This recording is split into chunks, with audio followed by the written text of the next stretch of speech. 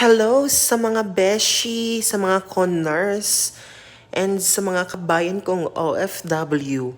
So, umain nyo ang ka-freshan ko. Charot lang guys. So, for today's video, dahil nakapag-off kami, pupunta kami sa grocery store, and ayan na yung mga pinabili ng beshi nyo. So, syempre, hindi mawawala yung mga juices na yan kasi masarap siya, guys. Ayan yung orange carrot juice at saka yung kiwi and lime.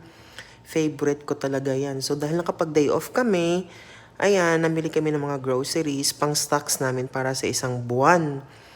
And then, pagkatapos naming mamili, alam nyo na, lafang na naman ang beshi nyo. So, kahit na may sakit yan mga beshies, feeling fresh pa rin yung beshi nyo. Tignan nyo yan guys. Ayan, syempre, lafang-lafang ang beshi. 'Di ba? Enjoy na enjoy sa pagkain ng beshi nyo guys. Thank you!